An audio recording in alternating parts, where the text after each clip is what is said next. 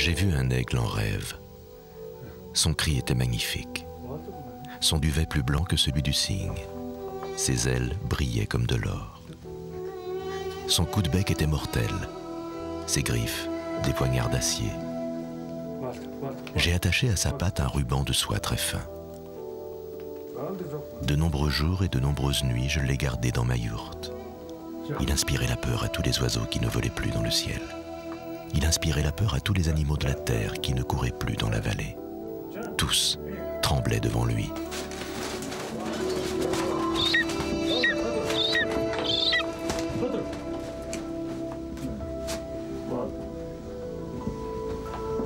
Homme, c'est moi ton Dieu qui te le dis. Je t'offre cet oiseau qui comprendra ta langue. Dans ta vie, il te prêtera une aide précieuse. Si tu le gardes et si tu le nourris bien, il t'apportera de bonnes proies. Sinon, tu périras dans les griffes de ton oiseau. Hassan, l'un des derniers aiguilliers d'Asie centrale, a en mémoire ce poème millénaire. Chaque jour, il remercie Allah du don de l'aigle, emblème de royauté divine.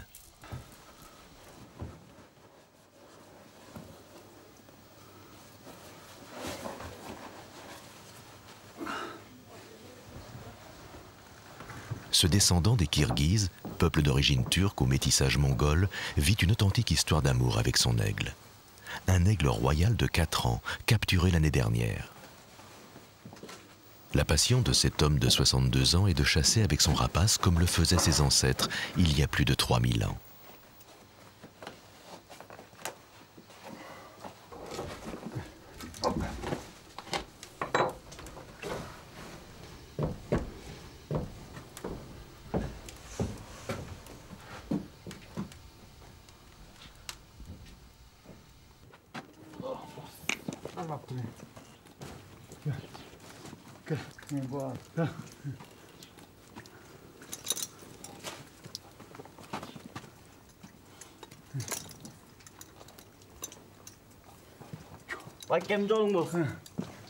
Aujourd'hui, Hassan va présenter l'animal à un vieil aiguillier qui vit en contrebas dans la vallée. Il est très fier de cet oiseau particulièrement beau. Il vient d'en finir le dressage et chasse avec depuis peu.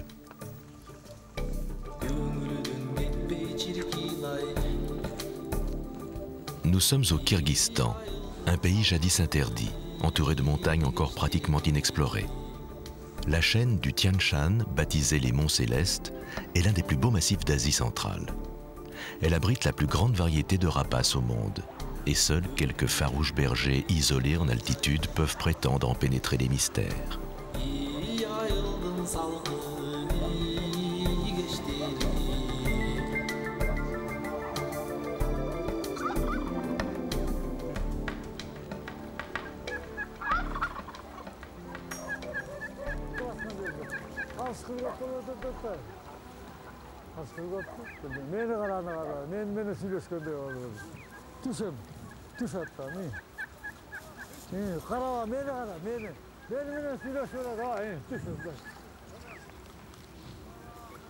Haru est un vieux maître aiguillier respecté de tous. Mais à 72 ans, il ne part plus chasser dans la montagne. Les aigles demandent trop d'efforts. Les deux hommes ne se sont pas vus depuis 2 ans et ils sont heureux de se retrouver.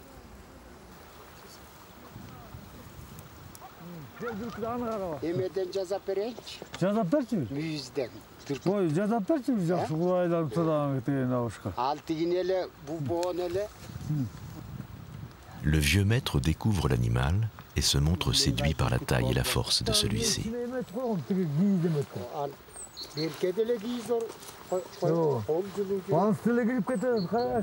Les hommes parlent de dressage. Hassan est attentif aux mots et aux gestes du vieil aiguillier. Ses conseils sont précieux et utiles à l'éducation du jeune aigle.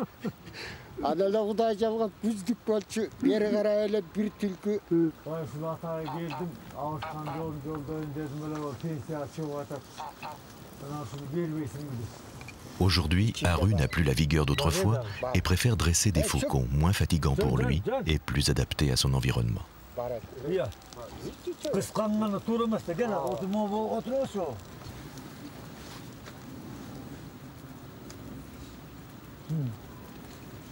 Les amis viennent de décider de partir chasser sur les berges du lac Issykoul, tout proche. Mais avant, l'heure est venue d'une collation et du traditionnel thé kirghize.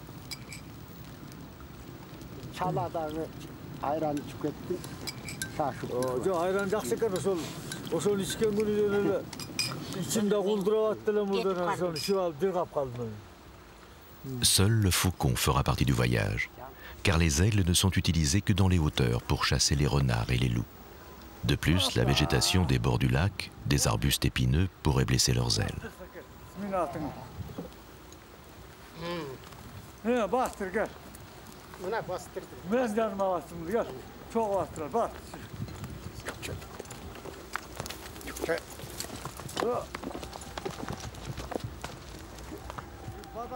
Ce qui a forgé la réputation du vieux maître, c'est la fidélité que lui ont témoigné les rapaces qu'il a dressés. Après avoir chassé plusieurs années avec ces oiseaux, Aru a coutume de les libérer. Ces derniers lui prouvent leur affection en revenant le voir à chaque printemps.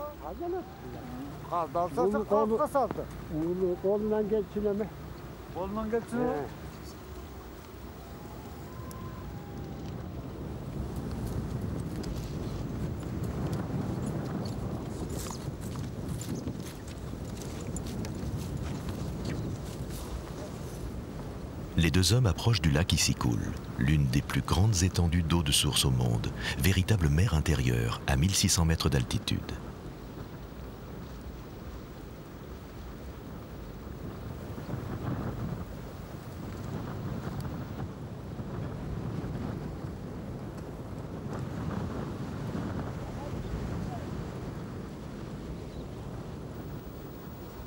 Aru sait que la patience est l'arme d'un bon chasseur. La part d'observation est primordiale. Il faut être attentif aux moindres mouvements sur le plateau.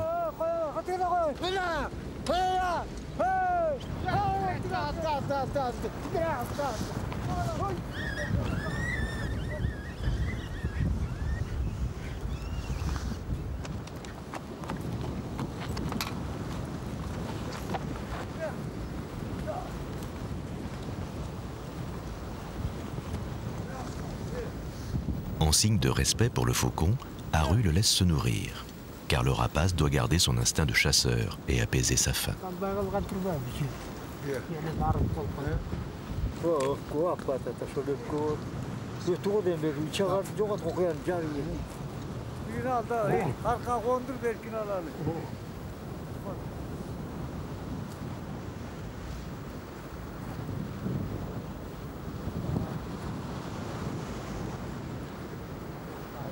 Le gibier est abondant dans cette région. Aru chasse régulièrement pour avoir le plaisir d'en manger à chaque repas.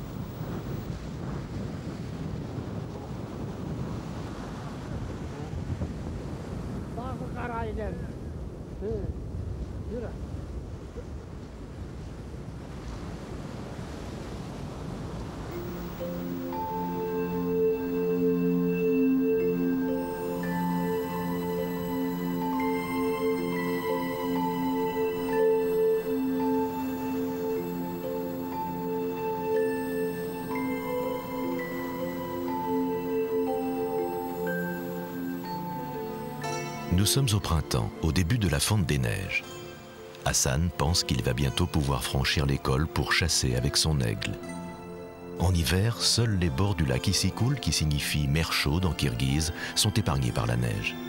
Dans les hauteurs, d'énormes congères bloquent le passage des cols.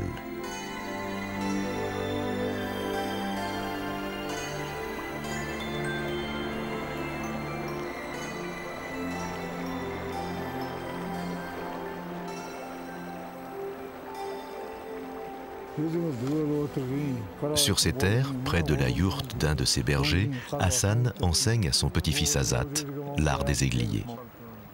Lui aussi doit acquérir ces gestes nobles pour posséder un jour un aigle royal, symbole des guerriers courageux et des chefs.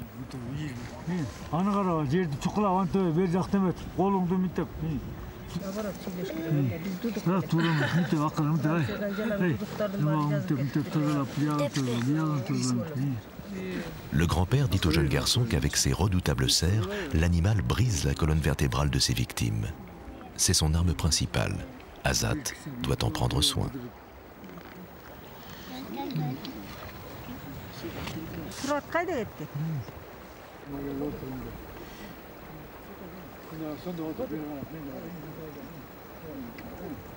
Il enseigne à son petit-fils comment tenir la longe en cuir pour pouvoir libérer l'aigle rapidement lorsqu'il doit fondre sur sa proie.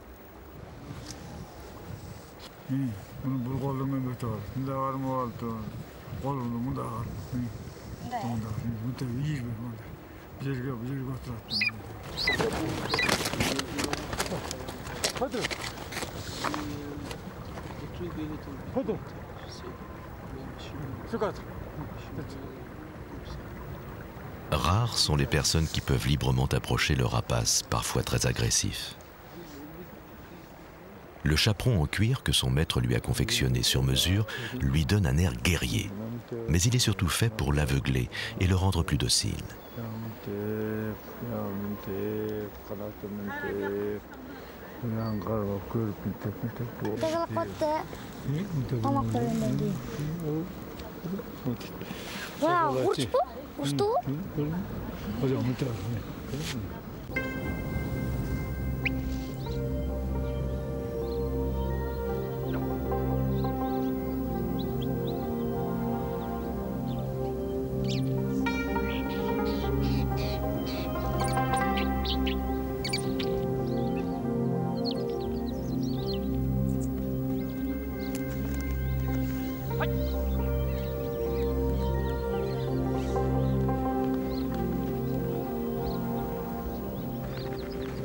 Azat rêve d'avoir un aigle. Lui aussi espère un jour devenir un grand aiglier. Son grand-père lui a enseigné à poser les pièges et lui a donné son propre filet. Я знаю, зябко на ветру. Хочешь, я тебе родная, слезоньки утру.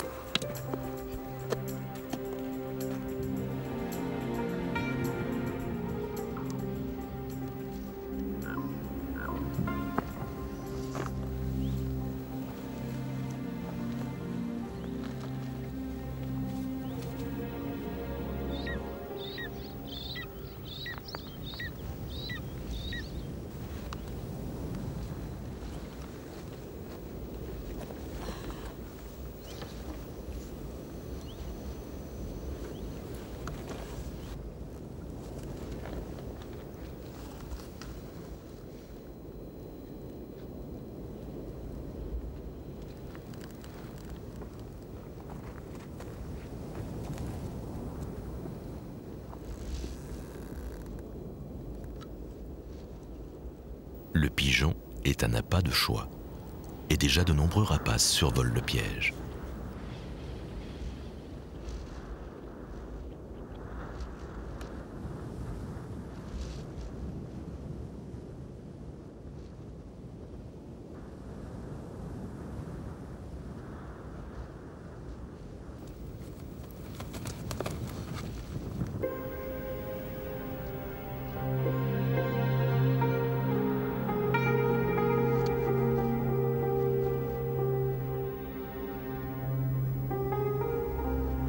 Mais les rêves du jeune garçon s'envolent. Capturer un aigle royal n'est pas une tâche facile. Cela peut prendre plusieurs années. Ты стоишь вдали от леса, над дорогою. Ты всегда зимой и летом одинокая.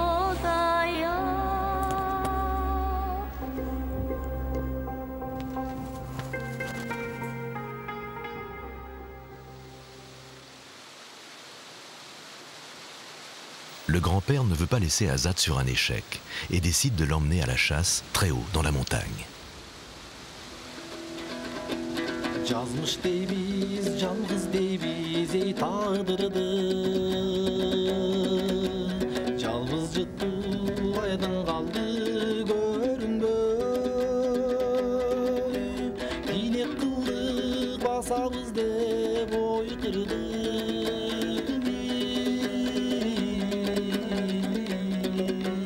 Тагдыр деген татал жолдон эй бөлүндү.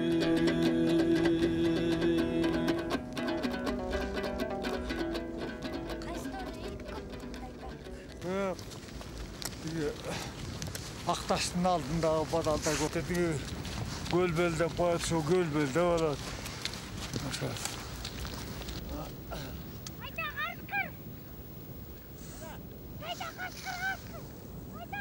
Soudain, au passage d'un col, surgit un jeune loup.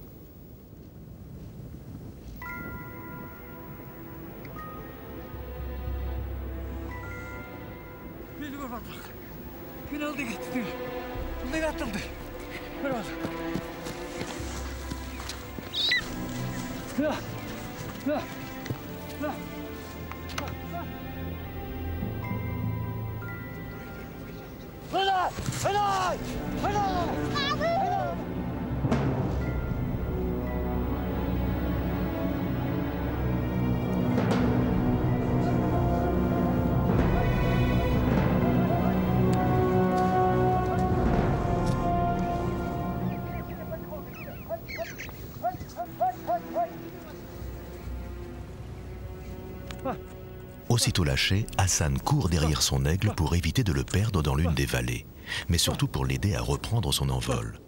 Avec ses 2 mètres d'envergure, l'aigle a parfois du mal à décoller en terrain plat.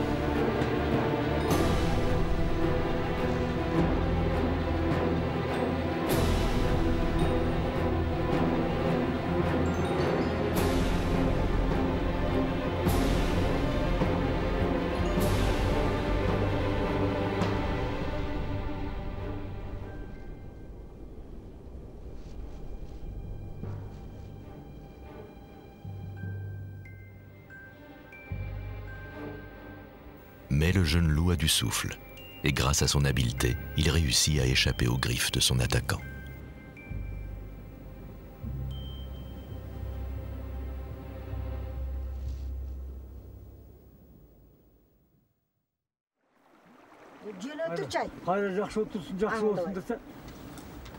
Face à la déception des 2 hommes, Aït Makan, la femme d'Hassan, décide d'organiser un jeu dans la yourte.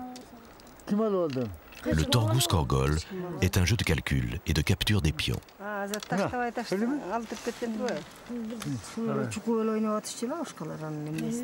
Ici, dans les montagnes, l'éducation des enfants revient aux grands-parents, les parents étant trop occupés en altitude dans les fermes isolées.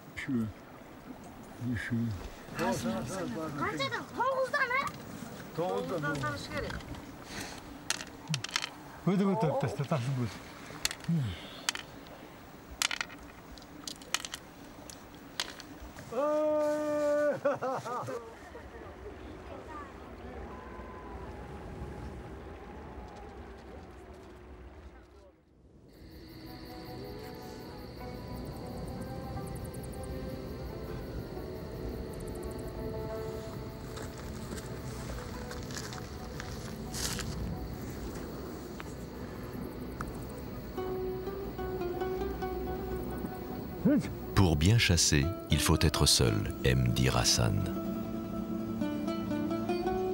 Son plus grand plaisir est de partir avec son aigle vers les crêtes. Et il passe ensuite plusieurs heures à pied d'une vallée à l'autre. Car en cette saison, l'aiglier sait que les renards descendent dans les vallées à la recherche de nourriture. Les hauteurs sont d'excellents points d'observation.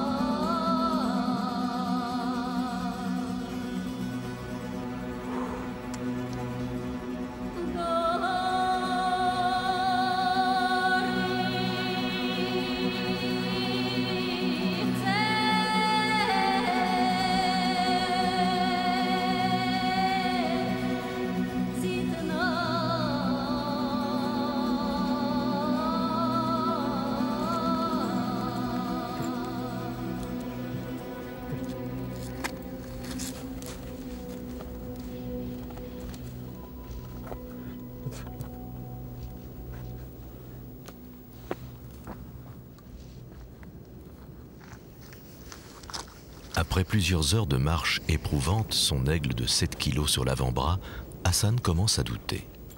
Les renards sont rares au début du printemps.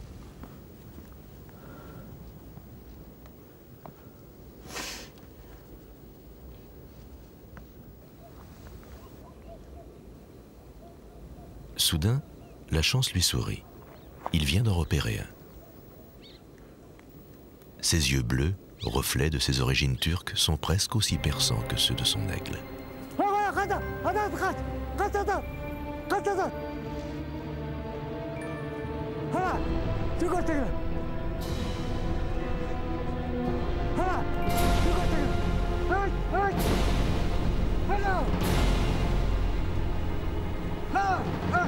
Le combat engagé s'avère difficile. Le renard est un rebelle qui n'a pas dit son dernier mot. Hassan a vu sa proie s'enfuir en contrebas dans la vallée. Le renard est pris au piège, loin de son terrier. Le chasseur sait qu'il a juste le temps de récupérer son aigle pour le relancer d'une crête.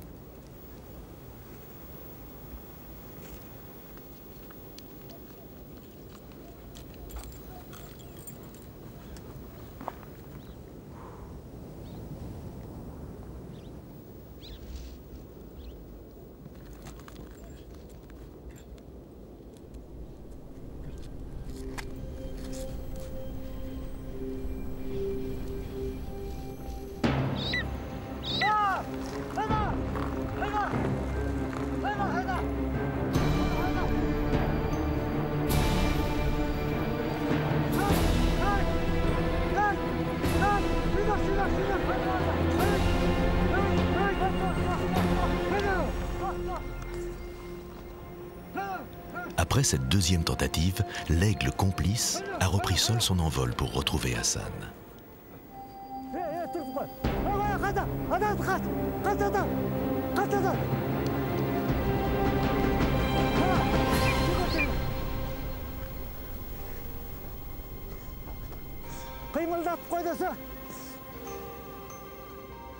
Le rapace, bien dressé, attend l'arrivée de son maître, car il n'est pas question d'abîmer la fourrure.